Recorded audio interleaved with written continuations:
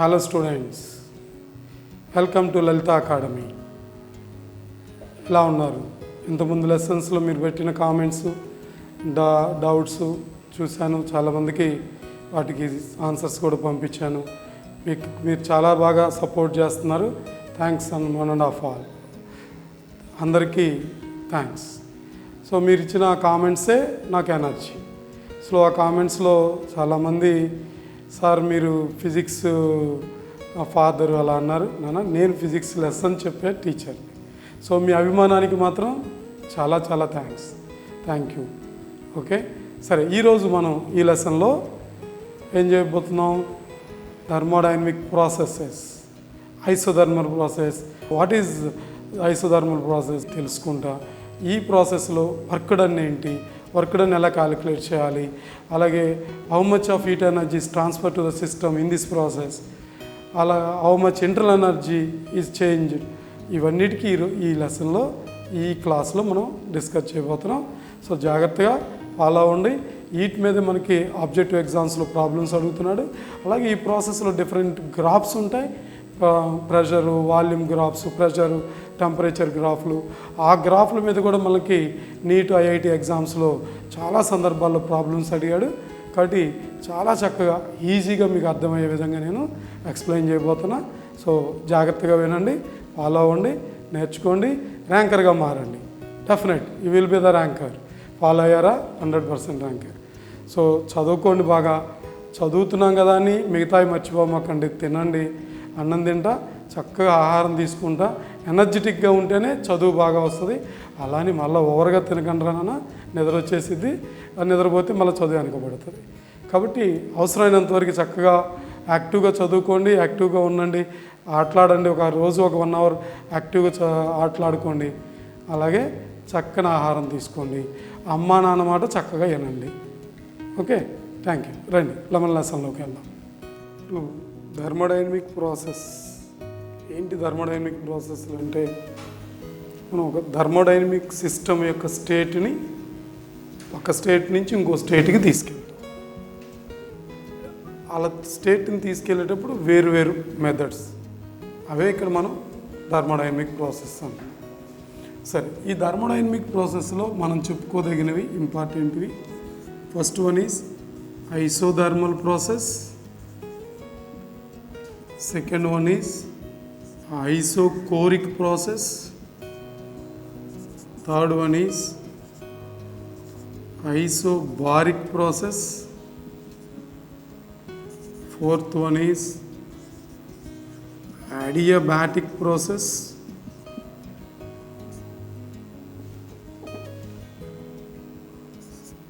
Fifth one is cyclic process.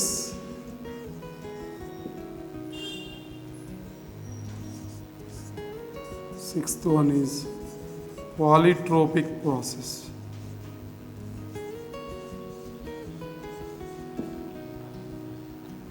So ముఖ్యంగా ఈ process గురించి ఇక్కడ మనం డిస్కస్ చేద్దాం. ఇక్కడ ఫస్ట్ వన్ మనం ఇక్కడ isothermal process. What is isothermal process? చెప్పండి, ఏంటి ఐసోథర్మల్ ప్రాసెస్ అంటే? సిస్టమ్ యొక్క టెంపరేచర్ మారకుండా, మనం సిస్టమ్కి హీట్ ఎనర్జీ ఇచ్చాం కానీ దాని టెంపరేచర్ మారకూడదు. టెంపరేచర్ని కాన్స్టెంట్గా పెట్టి ఇంకా ప్రెషరు, వాల్యూము, మిగతా పారామీటర్స్లో చేంజ్ వస్తే that is named as isothermal process. So ఇక్కడ స్టేట్ను మార్చుతున్నాం, థర్మోడైనమిక్ సిస్టమ్ యొక్క స్టేట్ను మార్చుతున్నాం. ఏంటి కన్స్ట్రైంట్ ఏంటి? ఇక్కడ టెంపరేచర్ కాన్స్టెంట్గా పెట్టి స్టేట్ మారాలి. దాని ప్రెషరు, వాల్యూమ్ మారినాయి అంటే స్టేట్ మారినట్టే. టెంపరేచర్ మాత్రం కాన్స్టెంట్గా ఉండాలి. So what is the definition for isothermal process? The process in which the temperature of the system remains constant is said to be isothermal process. కాబట్టి ఇక్కడ ఐసోథర్మల్ ప్రాసెస్ అనంగలోనే మన మైండ్లో temperature constant అన్న విషయం గుర్తుకు రావాలి.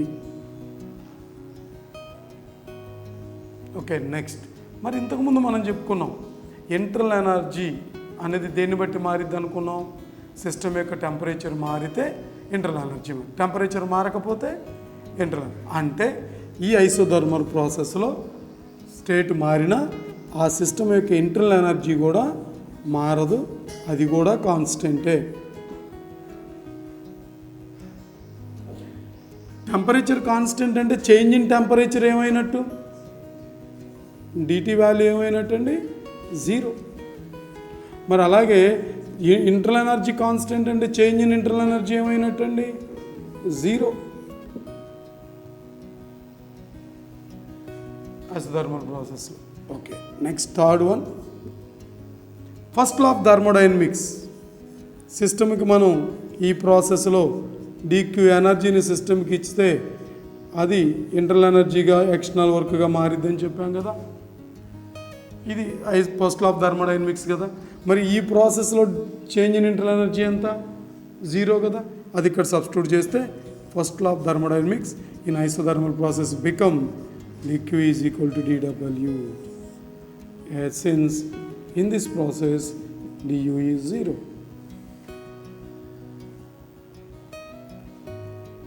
కాబట్టి ఏమర్థం అవుతుంది? ఐసోథర్మల్ ప్రాసెస్లో ఏం జరుగుతుంది? నువ్వు సిస్టమ్కి నువ్వు ఎంత హీట్ ఎనర్జీ ఇస్తావో అదంతా ఎక్స్టర్నల్ వర్క్ చేయడానికి ఉపయోగించింది. ఇక్కడ ఇంకో విషయం కూడా జరగవచ్చు అండి.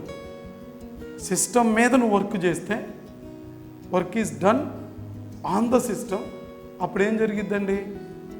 ఎంత వర్క్ నువ్వు అక్కడ దాని మీద చేసావో దాని నుంచి అంత హీటు బయటికి వెళ్ళిపో. నువ్వు సిస్టమ్కి హీట్ ఇస్తే work is done by the system. ఎంత చేసిద్ది వర్క్? సిస్టమ్ ఎంత చేసిద్ది? నువ్వు ఎంత హీట్ ఇచ్చావో అంత వర్క్ చేసిద్ది. లేదా సిస్టమ్ మీద నువ్వే వర్క్ చేస్తే ఏం జరిగిద్ది? ఎంత వర్క్ సిస్టమ్ మీద జరిగిందో అంత హీట్ సిస్టమ్ నుంచి బయటకు వచ్చేసింది. కాబట్టి dq is equal to dw. ఓకేనా? నా ఇప్పుడు ఈ ఐసోథర్మల్ ప్రాసెస్లో ప్రాసెస్ జరగాలంటే ఏం జరగాలో చూద్దాం. ఇదొక థర్మోడైనమిక్ సిస్టమ్ని, ఒక మూవబుల్ పిస్టన్ ఉంది. ఇందులో ఒక ఐడియల్ గ్యాస్ తీసుకున్నాను. ఇప్పుడు దీనికి నేను హీట్ ఎనర్జీ ఇచ్చాను. సాధారణంగా హీట్ ఇస్తే ఏం జరిగిద్దండి? ఇన్ జనరల్గా ముందు ఏం జరిగిద్ది? టెంపరేచర్ పెరిగిద్దా లేదా? కానీ మరి ఇక్కడ ఏంటి కండిషన్ ఏంటి? అది జరగకూడదు. అంటే ఏం జరగాలి? నువ్వు ఎంత ఇచ్చావో అంత ఇమ్మీడియట్గా వర్క్గా మారాలి. ఈ పిస్టను అంటే నువ్వు సిస్టమ్కి ఇచ్చావు అనుకోండి, వాల్యూమ్ పెరిగిద్ది. వాల్యూమ్ పెరిగిందంటే వర్క్ జరిగినట్టు. కానీ ఇక్కడ కండిషన్ ఏంటంటే టెంపరేచర్ మారకుండా జరగాలి ఆ ప్రాసెస్. నువ్వు బాగా హెవీగా ఫాస్ట్గా ఇచ్చేసావు అనుకో, వర్క్ జరిగేటానికి టైం ఇవ్వను. కానీ ఆటోమేటిక్గా సిస్టమ్కి ఏమైంది? అక్కడ టెంపరేచర్ పెరిగి అంటే ఇంటర్నల్ ఎనర్జీ మారింది. అప్పుడు ఐసోథర్మల్ అవ్వదు. అంటే నువ్వు డెఫినెట్గా ఇది నువ్వు ఇచ్చిన ఎనర్జీ అంత వర్క్గా మార్చాలంటే ఎలాగ ఇవ్వాలి? ఫాస్ట్గా ఇవ్వకూడదు, చాలా స్లోగా జరగాలి. కాబట్టి isothermal process is a slow process.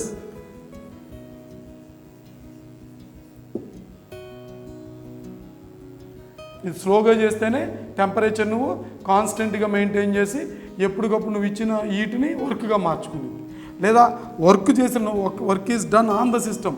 ఒకవేళ పిస్టన్ కిందకు నొక్కామనుకోండి, work is done on the system. ఆ వర్క్ ఏమవుతుంది? లోపల ఇంటర్నల్ ఎనర్జీగా మారిద్ది ముందు. అలా మారకుండా అది ఎప్పటికప్పుడు ఏం జరగాలి? ఆ ఎనర్జీ అంత హీట్గా బయటకు వచ్చేయాలి, బయటికి తీసేయాలి. కాబట్టి అప్పుడు నువ్వు ఎలా చేస్తే జరిగిద్ది? అది చాలా స్లోగా నెమ్మదిగా చేస్తే అప్పుడు దాన్ని మనం టెంపరేచర్ కాన్స్టెంట్గా మెయింటైన్ చేయగలుగుతాం. ఓకే, కాబట్టి ఐసోథర్మల్ ప్రాసెస్ అనేది ఎప్పుడు కూడా it is a slow process. Next one, ఇప్పుడు నువ్వు ఐసోథర్మల్ ఐడియల్ గ్యాసే కదా మనకి ఇక్కడ తీసుకుంది. ఐడియల్ గ్యాస్కి ఈక్వేషన్ ఏంటి? PV is equal NRT. అవునా? మరి number of moles for given gas is constant, R is universal constant. మరి ఐసోథర్మల్ ప్రాసెస్ అన్నావు కాబట్టి టీ కూడా కాన్స్టెంట్, అంటే ఈ టర్మ్ అంతా కాన్స్టెంట్. కాబట్టి పీవీ ఈజ్ ఈక్వల్ కాన్స్టెంట్. ఏంటి ఇలానే ఏమని చెప్తాం మనం? బాయిల్స్లో. So in isothermal process Boyle's law is holds good. What is the statement of Boyle's law? At constant temperature, the given volume of given mass of gas is inversely proportional to pressure. The volume of given mass of gas is inversely proportional to pressure at constant temperature. అంటే ఇప్పుడు అక్కడ ఏమేమి కాన్స్టెంట్లు? Mass constant, temperature కూడా constant. అలా కాన్స్టెంట్గా పెడితే mass constant అంటే number of moles constant. Quantity of గ్యాస్ను మనం మార్చకుండా ప్రెషర్ పెంచుతుంటే వాల్యూమ్ తగ్గిద్ది. వాల్యూమ్ ఒక ప్రెషర్ తగ్గిస్తే వాల్యూమ్ పెరిగిద్ది. లేదా పీవీ ఈజ్ ఈక్వల్ కాన్స్టెంట్ అంటే పీ ప్రపోర్షనల్ టు 1/v. కాబట్టి ఈ ప్రాసెస్లో మనం కనుక ఇండికేటర్ డయాగ్రామ్ అంటే వాల్యూమ్ని ఎక్స్ యాక్సిస్ మీద, ప్రెషర్ని వై యాక్సిస్ మీద తీసుకొని గ్రాఫ్ గీస్తే ఒక పర్టికులర్ టెంపరేచర్ దగ్గర ఆ గ్రాఫ్ ఎలా ఉంటుందండి? పీవీ గ్రాఫ్ ఎలా ఉంటుంది? ఇన్వర్స్లీ ప్రపోర్షనల్ అయితే రెక్టాంగులర్ హైపర్బోలా, అవునా? So that graph is like this.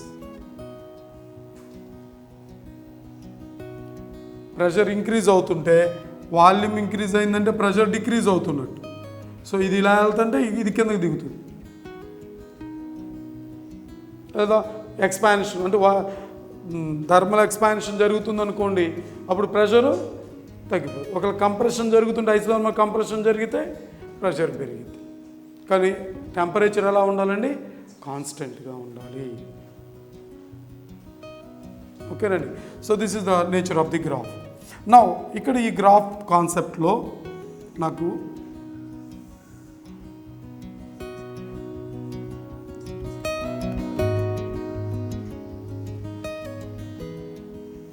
ఒక థర్మోడైనమిక్ సిస్టమ్ని ఐసోథర్మల్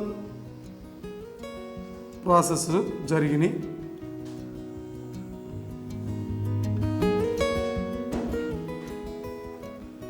అదే థర్మోడైనమిక్ సిస్టమ్, కాకపోతే టెంపరేచర్ని కాన్స్టెంట్గా పెట్టి కదా గ్రాఫ్ గీయాల్సింది. ఇది T1 టెంపరేచర్ దగ్గర కాన్స్టెంట్గా పెట్టి పీవీ గ్రాఫ్ గీశాను, అంటే ప్రెషర్ పెంచుతూ వాల్యూమ్ను మార్చాను. అలాగే ఇది T2 టెంపరేచర్ అనేది తీసుకుని అక్కడ కాన్స్టెంట్గా పెట్టి మళ్ళీ అదే థర్మోడైనమిక్ సిస్టమ్కి ప్రెషర్ వాల్యూమ్ గ్రాఫ్ గీస్తే ఇప్పుడు ఆ రెండు గ్రాఫ్ల నుంచి ఏది టెంపరేచర్ గ్రేటరు లేదా లెస్ అని మనల్ని క్వశ్చన్లు అడుగుతాడు. T1 గ్రేటరా, T2 గ్రేటరా ఏంటని, what is the relation between T1 T2 అని అడుగుతాడు.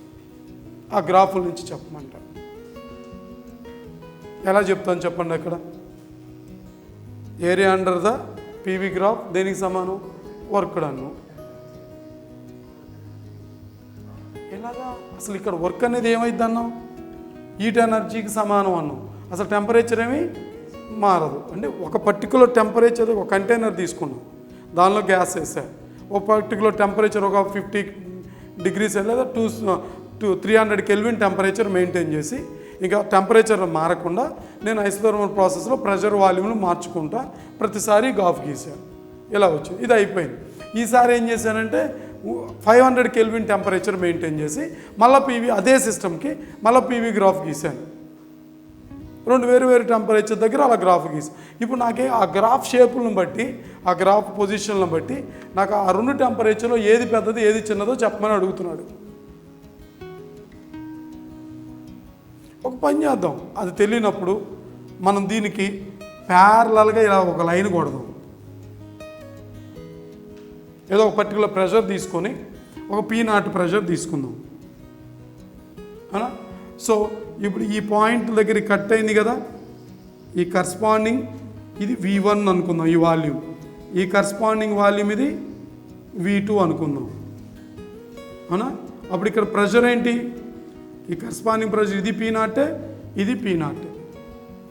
ఓకే, ఇక్కడ ఏ పాయింట్ ఇది B పాయింట్ వరకు ఇలా కన్సిడర్ చేయండి. ఓకే, ఇప్పుడు ఏ అనేటువంటి స్టేట్ దగ్గర ఉన్నప్పుడు ఆ థర్మోడైనమిక్ సిస్టమ్కి ప్రెషర్ ఎంత? P0. వాల్యూమ్ ఎంత? V1. టెంపరేచర్ ఎంత? ఎంత? T1. ఎందువల్ల? ఈ ప్రాసెస్ అంతా ఒకటే టెంపరేచర్ కదా అన్న. ఈ కరువు మీద ఏ పాయింట్ తీసుకున్నా ఒకటే టెంపరేచర్ కదా, కాన్స్టెంట్ టెంపరేచర్ దగ్గర కదా గ్రాఫ్ గీసాం. కాబట్టి ఏ దగ్గర ప్రెషర్ ఎంత? P0. వాల్యూమ్ ఎంత? V1. Temperature T1. అలా B దగ్గర P0, V2, T2. అంటే ఏపీఎల్ దగ్గర ఏది సేమ్ అని తీసుకున్నాం? ఇప్పుడు ప్రెషర్ సేమ్. ఏపీఎల్ దగ్గర ఏది సేమ్? అదే థర్మోడైనమిక్ సిస్టమ్ కదా. అంటే ప్రెషర్ సేమ్గా ఉంచి ఏం మారినాయి అంటే వాల్యూమ్ ప్రెషర్ కాన్స్టెంట్ అయితే వాల్యూమ్కి టెంపరేచర్ రిలేషన్ ఏంటి? Directly proportional. అంతే కదా, V ప్రపోర్షనల్ టు T కదా. కాబట్టి వాల్యూమ్ ఎక్కువ ఉన్నదానికి అక్కడ టెంపరేచర్ కూడా ఎక్కువ ఉంటుంది, వాల్యూమ్ తక్కువ ఉన్నదానికి అక్కడ టెంపరేచర్ కూడా తక్కువ ఉంటుంది. కానీ ఇప్పుడు నేను ఇలాగ గ్రాఫ్ గీసినప్పుడు ఏబిఎల్ దగ్గర రిప్రజెంట్ చేస్తే ఏ దగ్గర వాల్యూమ్ అంటే year V2 is greater than V1. క్లియరే కదా. ఇది గ్రాఫ్ ఇలా ఆరిజిన్ నుంచి ఎలా వెళ్తుంటే వాల్యూమ్ పెరుగుతున్నట్టే కదా, V2 is greater than V1. మరి ఆ ప్రెషర్ కాన్స్టెంట్ అయినప్పుడు V ప్రపోర్షనల్ టు T కాబట్టి ఏమవుతుంది? So if the P is constant, V proportional to T. So this implies T2 is greater than T1. ఇక్కడ రెండింటిలో ఏది పెద్దదంటే T2 గ్రేటర్ T. ఇక ఇప్పుడు మనం సింపుల్గా ఇంకో విషయం ఏంటంటే ఆరిజిన్ నుంచి ఈ రెక్టాంగులర్ హైపర్బోలా కరువుల్లో ఏ కరువు దూరంగా ఉంది? అది పెద్ద వాల్యూ టెంపరేచర్. దగ్గర ఉన్నదానికి టెంపరేచర్ తక్కువ. ఇలా చూసినవన్నీ ఆన్సర్ పెట్టేయచ్చు. వాటి మధ్య ఒక 3 కరువులు ఇస్తారు, లేకపోతే ఇంకోటి కూడా ఇలా ఇస్తారు. వాటి మధ్య రిలేషన్ రాయమంటారు. T1, T2, T3ల మధ్య గ్రేటర్ లెస్ అలా మార్కులు పెట్టి ఇస్తారు. కాబట్టి ఇప్పుడు ఇక్కడ మనకు క్లియర్గా T2 is greater than T1 అని చెప్పచ్చు. Okay, next one. ఇప్పుడు ఈ ఐసోథర్మల్ ప్రాసెస్లో next point, the 6th one. ఈ ఐసోథర్మల్ ప్రాసెస్లో వర్క్ డన్. జనరల్గా వర్క్ డన్కి ఏంటి ఫార్ములా మనకి? ఇక్కడ ప్రెషర్ కాన్స్టెంటా వేరియబులా? ప్రెషరు వాల్యూమ్లు వేరియబుల్. మరి అలా వేరియబుల్ ప్రెషర్ ఉన్నప్పుడు ముందు మనం ఏం చేస్తాం? వెరీ స్మాల్ వర్క్ డన్ కనుక్కొని ఒక పర్టికులర్ ప్రెషర్ దగ్గర work done change in volume dV. అప్పుడు వర్క్ డన్ ఏమవుతుందండి? PdV. So total work done కావాలంటే ఏం చేయాలంటే దీన్ని మనం integration PdV from limits P1, V1 to P2, V2. అంటే ఇప్పుడు ఆ థర్మోడైనమిక్ సిస్టమ్ ఐసోథర్మల్ ప్రాసెస్లో ఎక్కడి నుంచి ఎక్కడికి వెళ్ళింది? ఇనీషియల్గా P1, V1, T temperature. So ఇప్పుడు ఇక్కడ మనం ఇక్కడ గమనించినట్లయితే ఇది P1, V1, T. ఫైనల్గా ఈ ప్రాసెస్ ఇక్కడ దాకా వచ్చింది. Final state P2, V2, T. Temperature అయితే మారదు. ఓకేనా? అక్కడి నుంచి అక్కడికి ఆ ప్రాసెస్ నడిచింది. ఈ ప్రాసెస్లో వర్క్ డన్ కావాలి మనకి. సో ఏం చేయాలి? పీవీ గ్రాఫ్ నుంచి అయితే ఇగో ఈ పాయింట్కి మధ్యలో బైండ్ అయి ఉన్న ఈ ఏరియా అంతా క్యాలిక్యులేట్ చేస్తే మనకు వర్క్ డన్ వచ్చింది. అంతేనా? Area under PV graph gives the work done. ఇప్పుడు దానికోసం మనం ఏం చేస్తాం? ఒకానొక ఇన్స్టెంట్లో very small change in volume dV కింద కన్సిడర్ చేసి ఈ వాల్యూమ్లో చేంజ్ ఇది dV. సో ఈ కరస్పాండింగ్ ప్రెషర్ P కింద భావించి అప్పుడు ఈ పార్ట్ వరకు area rectangular area length into breadth formula వేస్తే ఏరియా ఎంత వస్తుంది? PdV. కాబట్టి ఆ dW వాల్యూ PD. ఇప్పుడు మొత్తం ఇంటిగ్రేషన్, ఆ మొత్తం ఏరియా కావాలంటే P1, V1 నుంచి P2, V2 వరకు ఇంటిగ్రేట్ చేసుకోవాలి. టోటల్ ఏరియా వచ్చింది. అదే వర్క్ డన్కి సమానం. Now this work done. ఇప్పుడు మరి PdV వర్క్ మనం క్యాలిక్యులేట్ చేయాలని అంటే PE వేరియబులే, V వేరియబులే ఐసోథర్మల్ ప్రాసెస్ కాబట్టి. అవును కదా? మరి 2 వేరియబుల్స్ ఉంటే ఇంటిగ్రేషన్ చేయటం కష్టం. కాబట్టి ఇప్పుడు ఏం చేయాలి? Pనన్న వీల్లోకి మార్చాలి, Vనన్న Pలోకి మార్చాలి. మరి ఐసోథర్మల్ ప్రాసెస్లో మనకి ఆల్రెడీ ఏమని తెలుసు? PV is equal to constant, లేదా పీవీ ఈజ్ ఈక్వల్ టు ఎంతకు సమానం అని తెలుసు, ఎన్ఆర్టీ. సో ఇప్పుడు నేనేం చేస్తానంటే ఆ PV is equal to constant some K అనుకొని పీ ఈజ్ ఈక్వల్ టు ఏమని రాయొచ్చు, నేను కే/వి అని రాయొచ్చు. లేదా ఆ కే వాల్యూ ఎంతకు సమానం అని అర్థం, ఎన్ఆర్టీకి సమానం. లేదా ఐడియల్ గ్యాస్ ఈక్వేషన్ తీసుకో, పీ ఈజ్ ఈక్వల్ టు ఏమని రాయొచ్చు ఇప్పుడు మనం, ఎన్ఆర్టీ/వి. ఆ కాన్స్టెంట్ టెంపరేచర్ ఎక్కడ ప్రాసెస్ నడిచింది కదా, ఆ టీ మనకు తెలుసు కదా. కాబట్టి ఇప్పుడు నేను పీ దగ్గర ఏం రాస్తానండి, ఎన్ఆర్టీ/వి ఇంటూ డివి ఇంటిగ్రల్. ఇప్పుడు వాల్యూమ్ ఒక్కటే variable, limits V1 to V2 పెట్టేయండి. ఎన్ఆర్టీ కాన్స్టెంట్ కదా బయటపడేయండి. అప్పుడు ఏముంటుంది ఇంటిగ్రేషన్ ఇక్కడ, dV/V from V1 to V2. ఏంటి ఇంటిగ్రేషన్, dx/xకి ఇంటిగ్రేషన్ ఏంటి, log x/c. ఇక్కడ అలాగే ఇప్పుడు దీనికి ఏమవుతుంది, log v/c. కాబట్టి therefore that work done is nRT log of v/c limits from V1 to V2. Therefore that work done, it is nRT. First of all upper limit substitute చేస్తాం, minus పెట్టి lower limit ఏమవుతుంది, అది log v2/c minus log v1/c. log a minus log v ఒకటి ఏమన్నా రాయొచ్చు, దాన్ని log of a/bగా రాయిస్తే therefore work done in the isothermal process nRT log of v2/v1/c. ఇది 10 base లాగడదాముగా మార్చితే ఈ బేస్ లాగడదామని 2.3026 into log of into nRT log of v2/v1/10.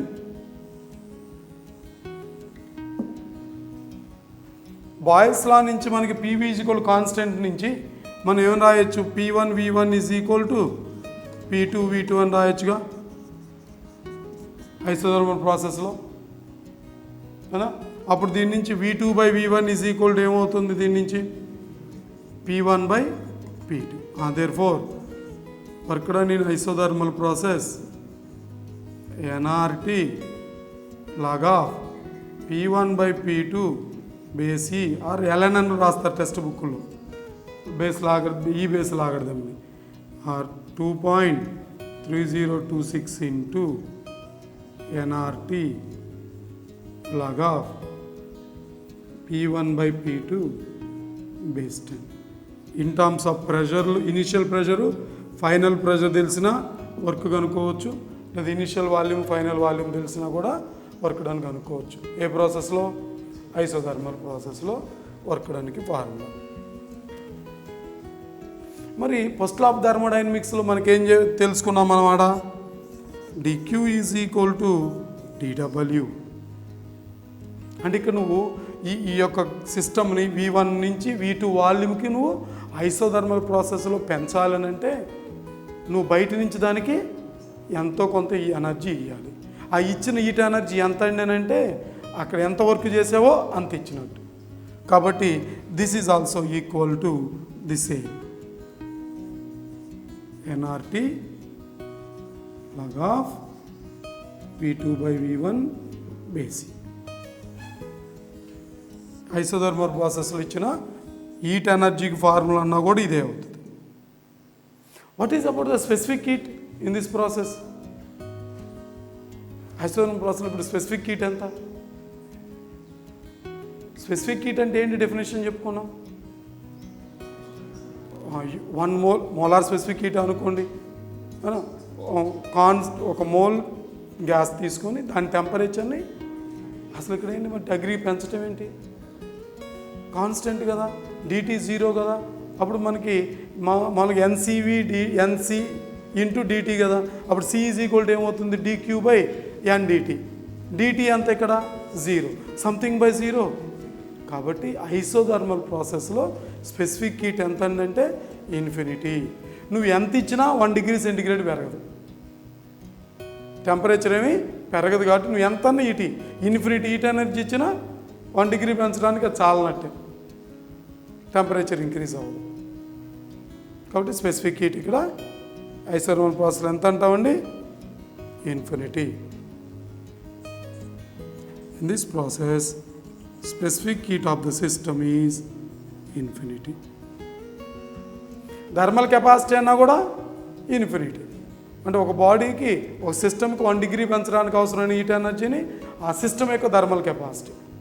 మనం 1 మోల్ సిస్టమ్కి 1 డిగ్రీ పెంచడానికి అవసరమైన హీట్ ఎనర్జీని మోలార్ స్పెసిఫిక్ హీట్. కాబట్టి ఇక్కడ ఈ స్పెసిఫిక్ హీట్ అనేది అసలు టెంపరేచర్ రైజే జరగదు, కాబట్టి స్పెసిఫిక్ హీట్ ఇన్ఫినిటీ. ఓకే, మన థర్మల్ ప్రాపర్టీస్ ఆఫ్ సాలిడ్స్లో మనం కూడా చెప్పుకుంటాం. ఎలాస్టిక్ మాడ్యులస్ ఏంటది? ఐసోథర్మల్ ప్రాసెస్లో ఎలాస్టిక్ మాడ్యులస్ ఎంత? ఐసోథర్మల్ ప్రాసెస్కి ఎగ్జాంపుల్స్ ఏమున్నాయి మీకు తెలిసి?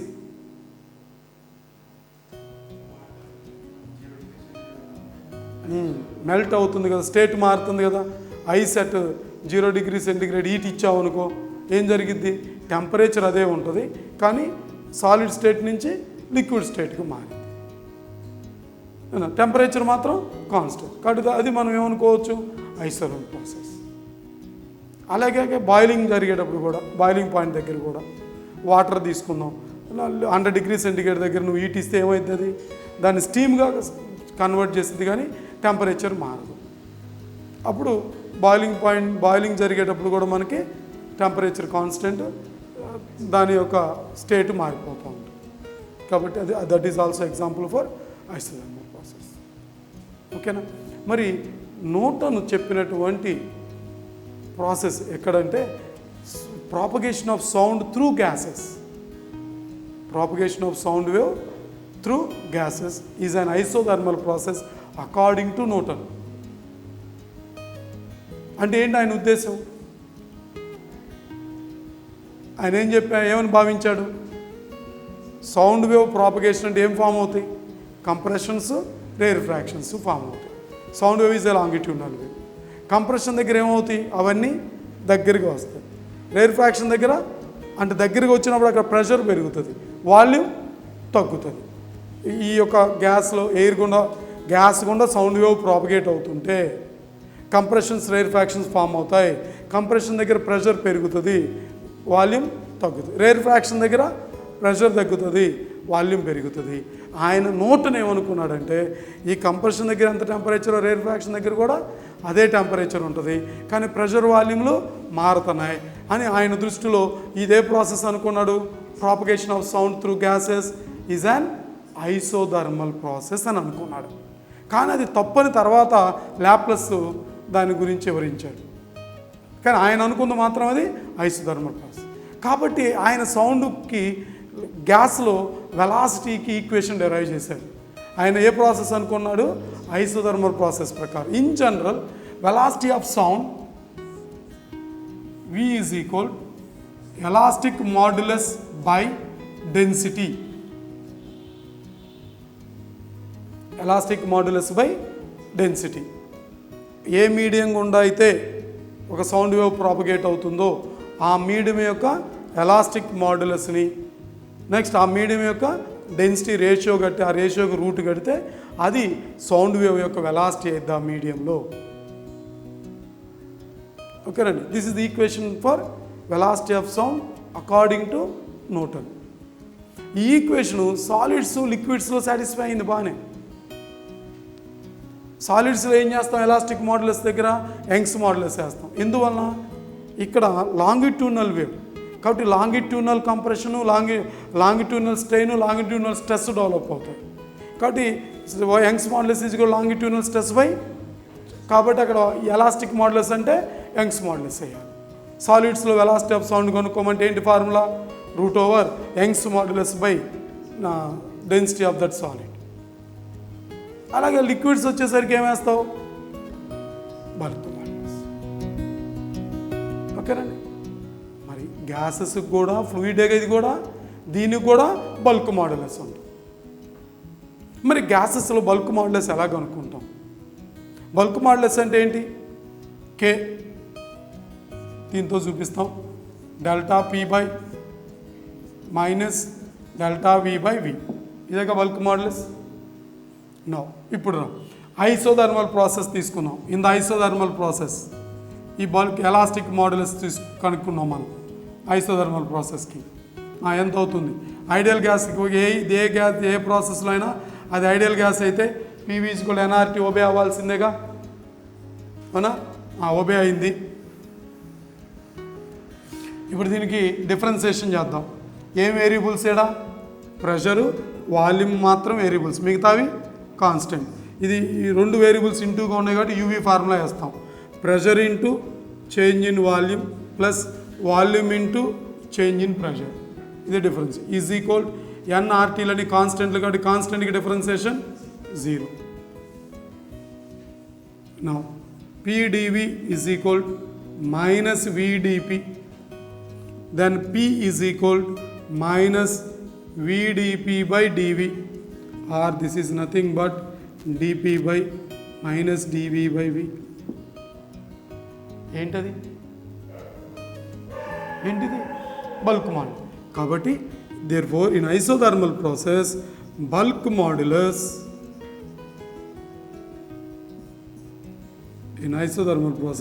for a gas it is equal to pressure.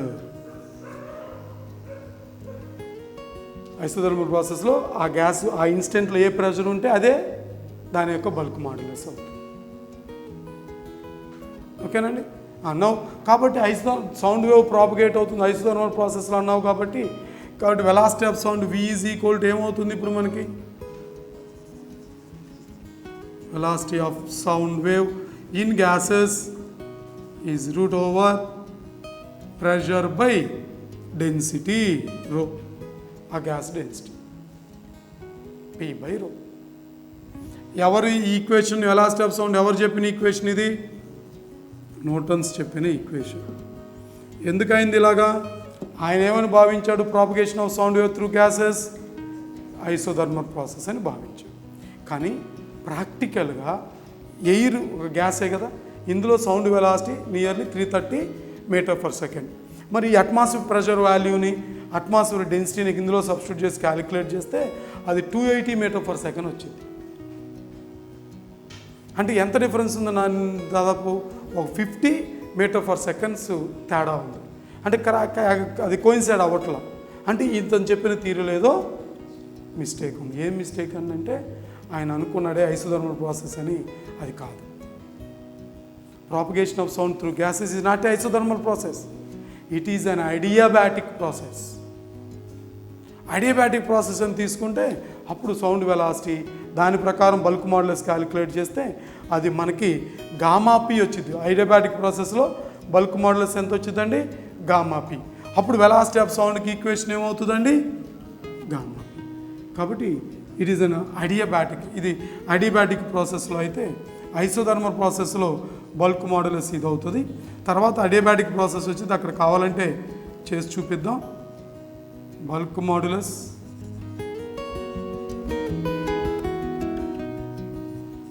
In an adiabatic process it is gamma P. అప్పుడు మనం కనుక న్యూటన్స్ కాకుండా దాన్ని మన ఇది న్యూటన్ లాప్లస్ ఈక్వేషన్ అంటారు దాన్ని, లాప్లస్ కరెక్షన్ అనమాట.